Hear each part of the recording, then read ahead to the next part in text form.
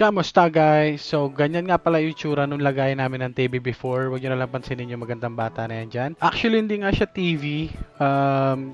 Computer yung gamit namin dyan before para lang makanood. Which is ang sagwa, lalo na kapag may bisita kasi monitor ng PC yung gamit. Tapos ang daming wire na nakatiwangwang. Kaya hindi talaga siya kaaya-ayang tingnan. At since marami naman tayo natirang materyales, napilitan na tayo na mag-DIY. So dito nagpuputol na ako ng kahoy gamit ang circular cutter para maging floating TV rack natin. Paalala lang guys, no, hindi tayo isang karpintero o nagtatrabaho sa construction at wala tayong kahit anong training sa mga woodworking. Isa lamang akong dating bida-bidang call center agent na hanggang ngayon ay bida-bida pa rin.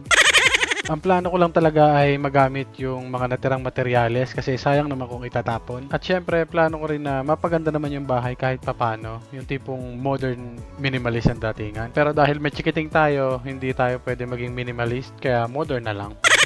So dito natapos na ako mag-cutting at ngayon naman pagdidikit-dikitin ko na yan gamit ang wood glue at pako. At syempre kakabitan ko rin yan ng bracket na siyang ipangkakabit natin sa dingding. So far natutuwa na ako niyan kasi mukhang maganda naman yung kinalabasan niya nung nabuo. Natutuwa ako niyan, B. Hindi lang halata kasi nakakagat labi.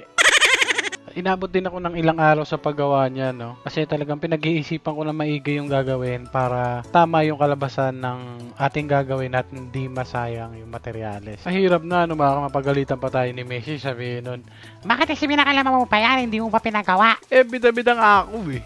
Diba? So dito sa part na to guys, minamasilyahan ko na yan lahat ng sulok at kanto ng ating rack para magmukha siyang makinis. Mas mainis pa sa ex mo. Tarat! At pagkatapos masilya, naililihain naman natin yan guys. Sobrang tagal ko nga gawin yan. Tumating na yung in-order kong TV galing sa New Zealand. Ang bala ko nga nung una, lalagyan yan ng mga adhesive paper eme. Kaso ayaw ni Mrs. Puting pintura na lang daw kasi marami nga natira. Natapos na nga namin yan at nasaya naman kami sa kinalabasan. Libre light nga pala yan, kaya kung may suggestions kayo, sabihin nyo lang. Pero kung wala naman, di bye!